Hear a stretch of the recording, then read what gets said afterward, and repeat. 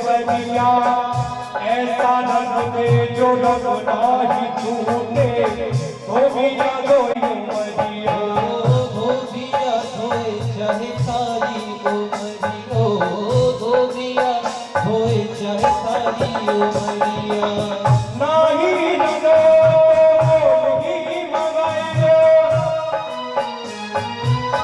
ब्रज में बनी है प्रेम बजरिया की मोह पे पड़ेगी नजर ओ की मोह पे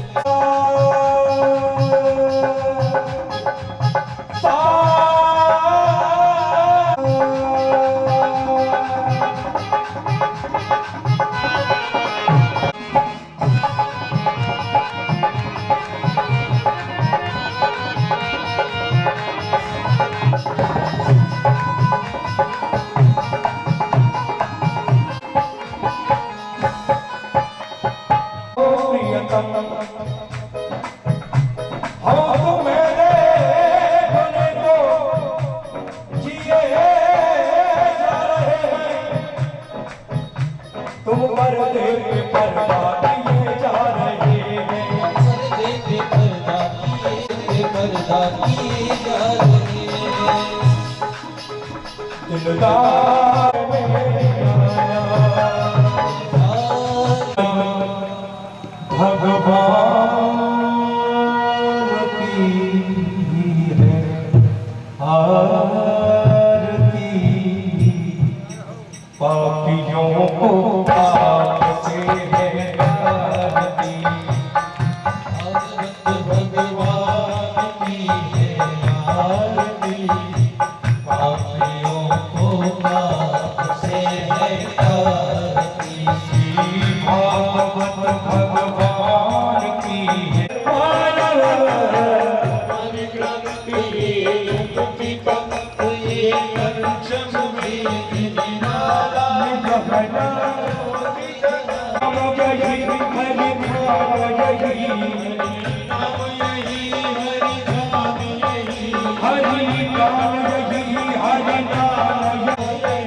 जग की वो गलती आरती भागवत भगवान की है आरती पापियों को है आरती शांति गीत पावन गाने गाना हरि जय कराने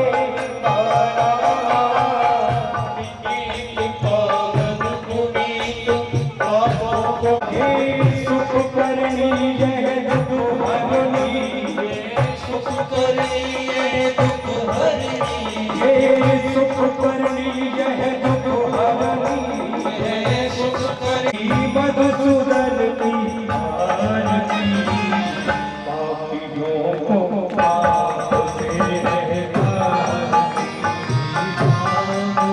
भगवान की है आरती पापियों को पाप से है के मधुर बोल जगत पंथ खोल शन मार्ग दिखाने को बनाने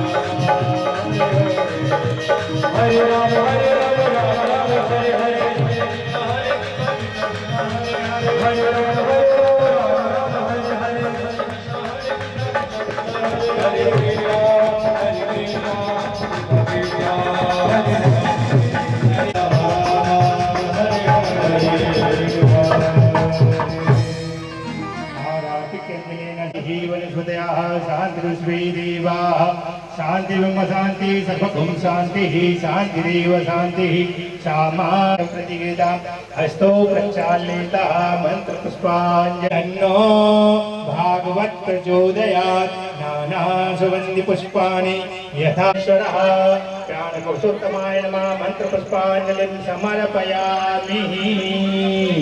बोलो भागवत भगवान की जय, बोलो व्यास जी महाराज की जय, बोलो सुखदेव जी महाराज की जय, अनंत बलवंत हनुमंत लाल की जय, राजा रामचंद्र भगवान की जय, काशीपति विश्वनाथ भगवान की जय, मोर मुकुटवंशी वाले राम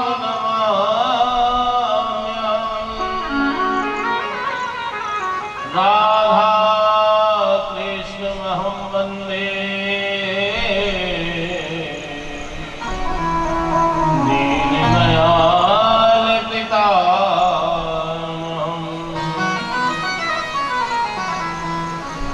पितामहं दीनदयाल नाथ की श्याम सुंदर ने महारानी की वल्लभाधीश की गोसाई जी परम दयालु की अपने अपने भगवान की अपने अपने माता पिता की अपने अपने पितृश्वर भगवान की मस्ती नगर की जय जय श्री राधे। परिवार के द्वारा ये मधुसूदनगढ़ में आनंद महामहोत्सव आनंद श्री गार्डन में ही चल रहा है। अब इससे ज्यादा आनंद का क्या महोत्सव हो सकता है। भगवान की कथा का हम श्रवण करें तो बड़े भाव से ज्ञान यज्ञ के द्वितीय दिवस की मंगलमय वेला में हम सभी प्रवेश करें। इससे पूर्व दो क्षण अपनी वाणी को, हृदय को, बुद्धि को, चित्त को शुद्ध करने के निमित्त भगवत नाम उच्चारण की नारायण वासुदेवा कृष्ण गोविंद हरि मुरारी नाथ हे नाथ नारायण वासुदेवा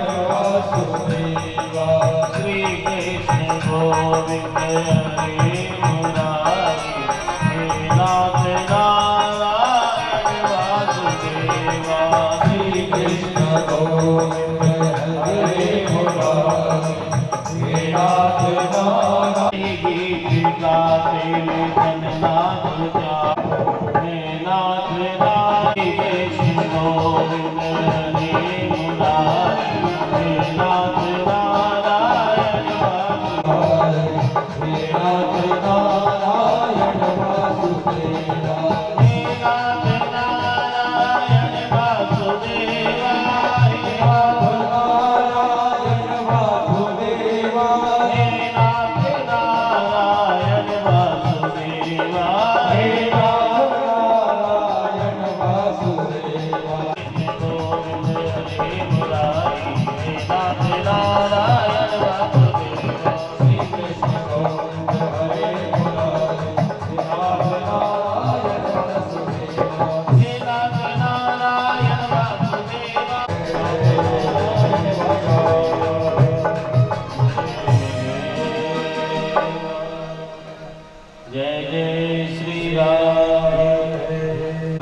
बालक बालिका वृंद, मातृ शक्ति, विद्वज्जन, समस्त वैष्णव जन, आप सभी को हमारा जय श्री कृष्ण स्वीकार हो। सजनों, क्या बड़े ही आनंद पूर्वक ज्ञान और वैराग्य का बुढ़ापा दूर करने के लिए बार बार प्रयास कर रही हैं। देव ऋषि नारद जी ने पूछा, देवी आप कौन हैं? बताया कि हमारा नाम मैं प्रयास कर रही हूँ। नारद जी ने प्रयास किया कि देवी तुम्हारे, नारद जी ने प्रयास करना प्रारंभ कर दिया और प्रयास किया। वेद वेदांत घोषिष्य गीता का पाठ किया, लेकिन जब तक पाठ चल रहा है तब तक श्वास चल रही है, और जैसे ही पाठ बंद तो उधर श्वास बंद हो गई है। देव ऋषि नारद जी ने सारा वृत्तांत बतलाया कि महाराज मैं अपने दुख से नारद जी ने तो सनत कुमार ने कहा, इनकी मुक्ति का उपाय तो एक ही है, और वो उपाय है क्या? भागवत की कथा का श्रवण कराया जाए, वो एक ही उपाय है। सोच को नूनम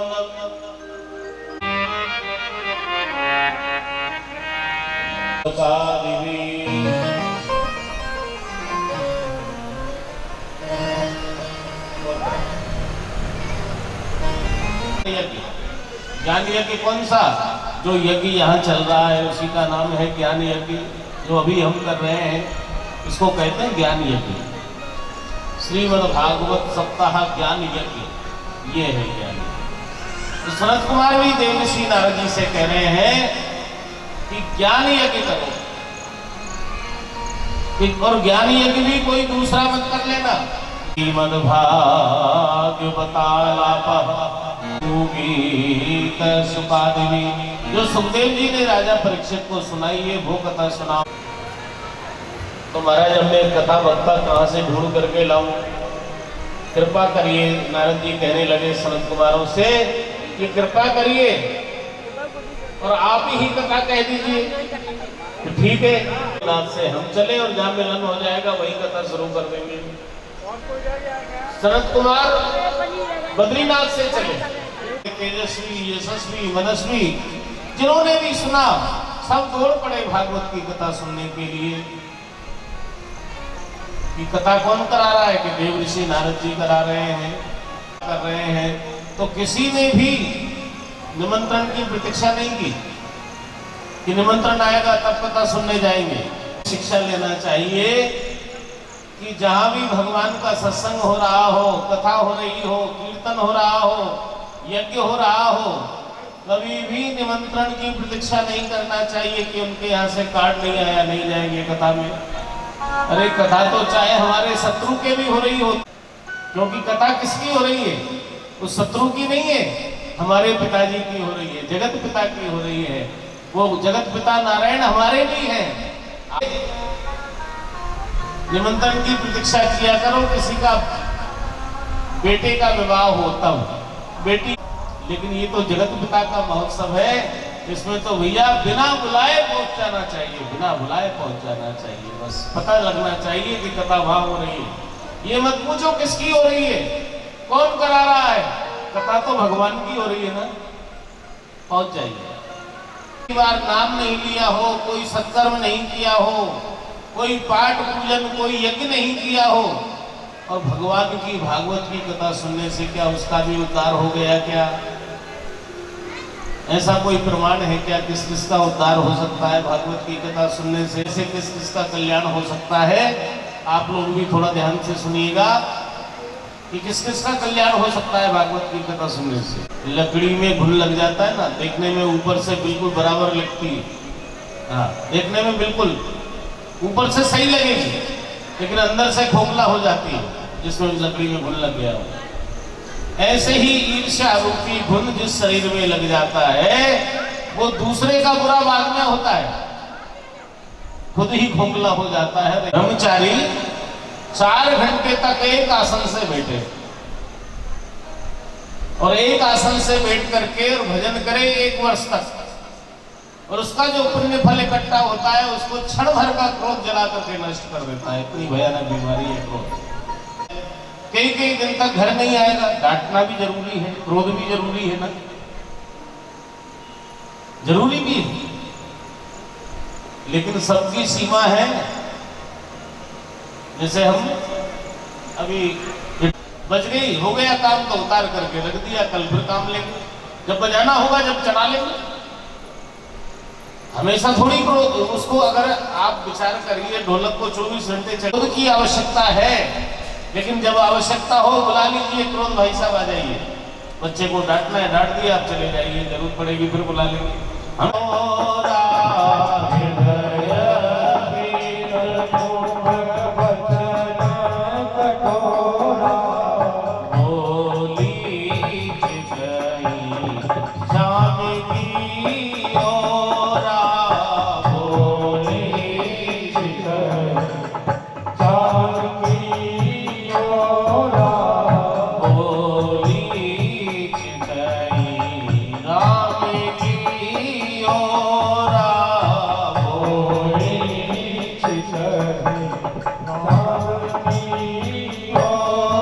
देखोगे अवगुण हमारे, तो हम कैसे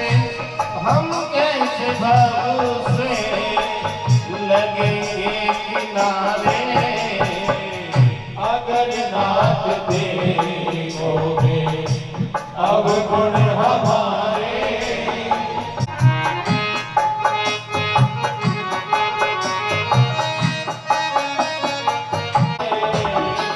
तो हम कैसे भव से लगेंगे किनारे।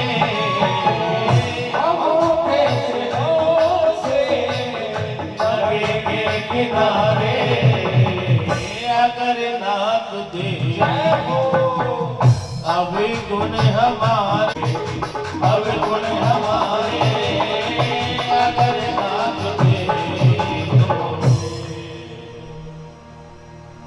जन्मों में भी हमारी मुक्ति नहीं हो सकती, लेकिन हमें भरोसा है कि वो दया का सागर है, करुणा सिंधु है, निश्चित रूप से हमारे ऊपर कृपा करेंगे। ना जाने कौन से गुण पर दयालु रीझ जाते हैं, वो ऐसे दया के सागर है। और तुंगभद्रा तटे पूर्वम भूतपत्तन उत्तमम, और उस नगर में, उत्तम नाम के नगर में, यत वर्णा स्वधर्मेण, ना दिया मेरे कुल का दिया, कुल का दीपक नहीं दिया, और मुझे कुल दीपक चाहिए। जब नहीं हुई आशा पूरी तो आत्महत्या करने के लिए वन में निकल गए। ये कैसे हो सकती है? हाँ, शास्त्रों में वर्णन है। तो कभी भी किसी भी प्रकार से कोई भी कितनी भी विकट परिस्थिति आ जाए, उसका समाधान आत्महत्या नहीं है। हाँ, नहीं है। इसलिए कैसी भी विकट परिस्थिति क्यों ना हो, लेकिन आत्महत्या किसी परिस्थिति का समाधान नहीं है। इस समस्या को सुलझाना, भगवान का नाम लेने लग जाना, उन्हीं के चरणों को पकड़ लेना, कोई ना कोई रास्ता ठाकुर जी निकालेंगे। आत्महत्या करने गए थे कौन? आत्मदेव ब्राह्मण, लेकिन ध्यान आया कि अरे भगवान का नाम ले लिया जाए मरने से पहले, तो देखिए अब रास्ता मिल रहा है। गए थे मरने का। हरि शरणम हरि शरणम हरि शरणम हरि शरणम हरि शरणम हरि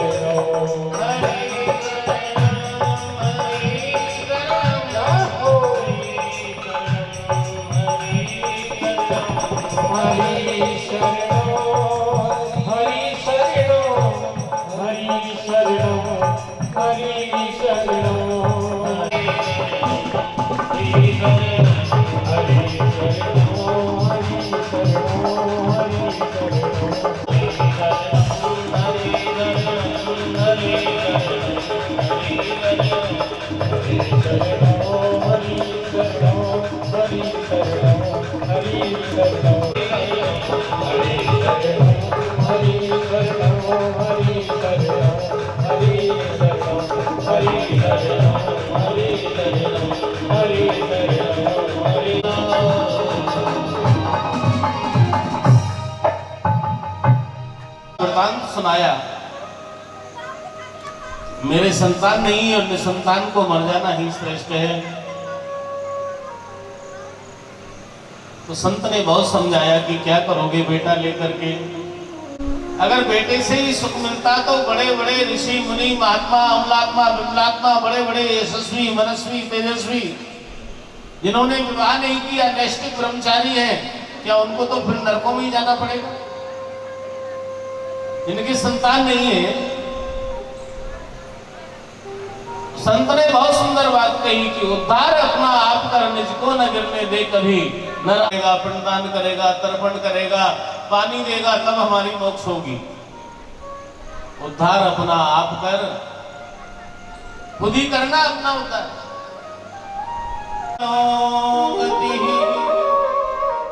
विवेकम तो समासाध्य भगवान के नाम से सुख मिलेगा। संत ने कहा बेटे से सुख नहीं मिलने वाला। क्या करोगे बेटा ले करना कि जिसके पुत्र नहीं है उसको 10-5 साल रोने के बाद आंसू पहुंच लेता है पुत्र हो। संत कह रहे हैं यदि पुत्र होकर के कहीं को पुत्र हो गया तो, पुत्र होकर के कहीं कुपुत्र हो गया तो क्या करोगे? कितने साल? इसीलिए संत ने कहा कि हो जाए पुत्र कुपुत्र कोई तो मूंगे छाती डरता है, पुत्रों से नाम नहीं चलता है।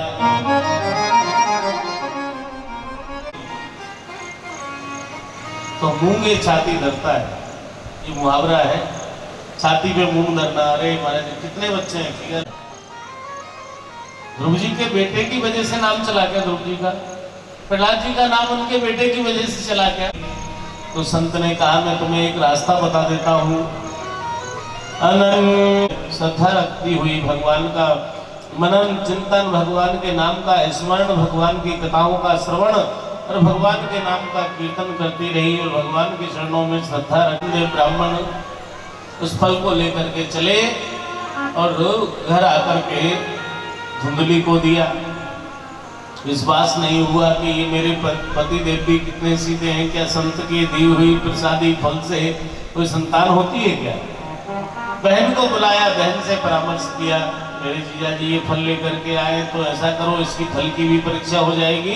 5वां महीना, आज 5वां महीना, आज 7वां महीना पेट में वस्त्र लपेट करके अपने ब्राह्मण को मूर्ख बनाती रही।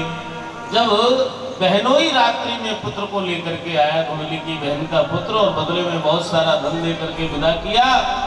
आपने पंडित जी जाओ, आपने ब्राह्मण कहने लगा इसको आपने जन्म दिया कि हाँ, लगता नहीं है, क्योंकि जिसके प्रसव होता है वो स्त्री दौड़ती भागती हुई आ सकती है क्या? साधारण बालक नहीं है। ये तो संत की दी हुई प्रसादी का फल है, इसमें प्रसव पीड़ा का तो प्रश्न ही नहीं उठता। आप भी कितने भोले हो। आपने ब्राह्मण ने सोचा कि हो सकता है ऐसा ही बेटे का नाम परमात्मा देव रखूंगा। तुम भी कहने लगी अरे वाह, कष्ट मैंने पाया, इसको जन्म मैंने दिया और नाम सीधे सीधे अपने नाम से मिलता जुलता रखोगे, ऐसा मैं कभी नहीं होने दूंगी। मेरा नाम धुंधली है तो मेरे बेटे का नाम धुंधकारी होगा। ब्राह्मण के आंगन में पल्ले बढ़ने लगे, वो करना पंडितो ज्ञानी धुंधकारी महाखल। गोकर्ण जी पंडित हुए, ज्ञानी हुए, धुंधकारी महादुष्ट महाखल हो गया, कुमार गुलामी हो गया। उसने जीवन में एक भी सत्कर्म नहीं किया। अब तो लक्षण नहीं है कि मेरे किसी भी कार्य में आप हस्तक्षेप नहीं करेंगे, जो मैं कर रहा हूं सब सही है, तुम बोलोगे नहीं, क्या करोगे? रोना पड़ेगा, और 1 वर्ष नहीं कई वर्ष रोना पड़ेगा। आज वही समस्या आ गई है, आज वही दिन आ गया जो संत ने कहा था। आत्मदेव ब्राह्मण रुदन करने लगे, गोकर्ण जी ने आकर के समझाया,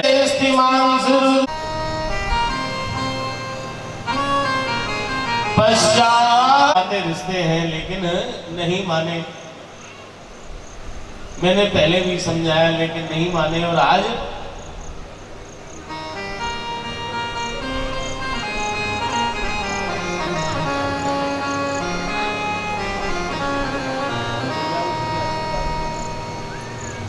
का प्रमाण है कि संत ब्राह्मणों का आगमन होता रहे।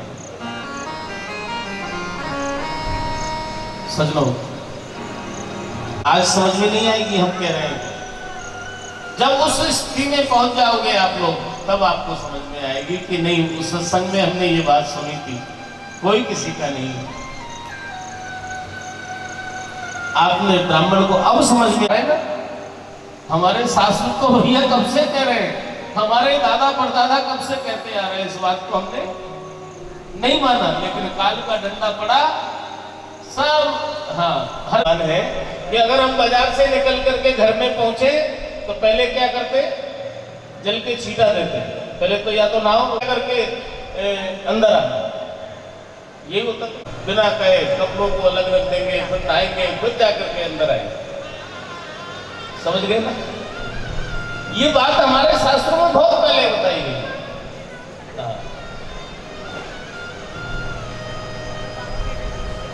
तो भैया हमारा ये बात अभी समझ में नहीं आएगी। संत ने समझाया, आपने वो समझ में नहीं आई, लेकिन जब खुद के ऊपर बीती और जब पुत्र कुमार गामी हो गया, नहीं तो कि कोई नहीं है हमारा। तो इसीलिए एक संत ने बहुत सुंदर भाव दिया है, जाए कुछ भी न साफ होगा, तेरा निवास होगा।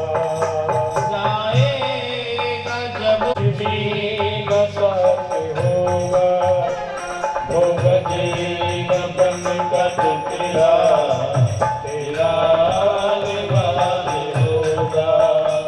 भोग जीवन बन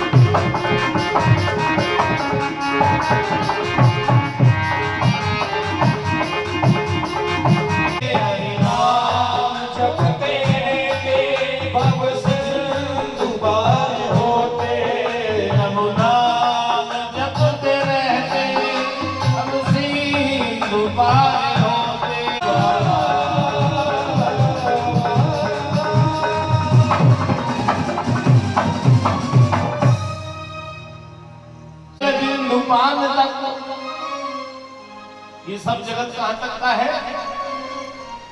सात एक एक शब्द पर ध्यान देना। केवल मकान तक अर्धांगिनी बड़ी, परिवार के सब लोग चलेंगे शमशान तक, सिर्फ अग्निदान तक बेटा भी हक निभाएगा, सिर्फ अग्निदान तक। इससे तो आगे भजन ही, जीवन में ये 2 दिन का मेला रहेगा और कायम न जग का झमेला रहेगा। नहीं रह जाएंगे सब कुछ, कफन की जेब नहीं होगी। ये मेरा, ये भी मेरा है। और वो उधर देख रहे हैं, भोपाल में भी चल रही है विचार हमारी बनाने का, बॉम्बे में भी। हाँ, बेटा कह रहा है बॉम्बे में भी बनाएंगे। में अनुभव अपना, सत हरि भजन जगत सब सपना। ये महल मेला है, सब सपने में दिख रहे हैं, आखिर में नींद तो भूलना ही भूलना है, ये हकीकत नहीं है। लेकिन हम मान बैठे हैं ये हमारा है, ये हमारा है। तभी तो 1 इंच जगह के लिए भाई से भाई नहीं बोल रहा है, जीवन भर नहीं बोल रहा है। हाँ? जबकि रामायण पढ़ी होती, भागवत पढ़ी होती, गीता जी पढ़ी होती तो ये स्थिति नहीं होती। रामायण में भरत जी कह रहे हैं मुझे राज्य नहीं, मेरा भाई चाहिए। और ज्ञान और कृष्ण का ताम्रत पान करे वही भाग्यवान। दुनिया की डिग्रियां ले लेकर के घूम रहे हैं, हनुमान चालीसा नहीं आता है उनको। बताइए आप, हम कहां जा रहे हैं? क्या हमारी संस्कृति है? क्या होना चाहिए? मां से जन्म लेने वाला भाई नहीं मिलेगा, 1 लाख 2 लाख करोड़ 2 करोड़ में मिल जाएगा। मिले ना जगत सहोदर भ्राता। और उस भाई के लिए क्या क्या योजनाएं बना रहे हैं। वकील साहब ऐसा केस लगाओ चाहे 10-5 हजार और लग जाए, भले ही 2-4 बीघा ठिकाने लग जाए, लेकिन सखी भाई हंसे पिला दे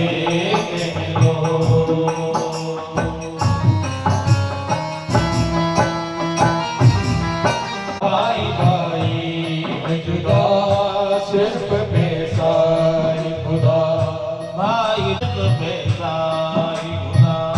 भाई और बेटी का विवाह करना है तो भाषा अलग हो जाती है। बेटे का विवाह होता है, अगर हमारे बेटे का विवाह करना है हमें, तो हमारी भाषा क्या होगी? बेटे की विवाह है, हमें बेटे का विवाह करना है। अब अपने आप को समझ लेना, अभी कुछ ज्यादा नहीं। खत्म संत कुमारों के रूप में दूसरा अवतार जो हुआ है भगवान का 12 अवतार में हुआ। जब हिरण्याक्ष पृथ्वी को रसातल में ले गया तो भगवान ने 12 अवतार धारण करके हिरण्याक्ष का उद्धार किया।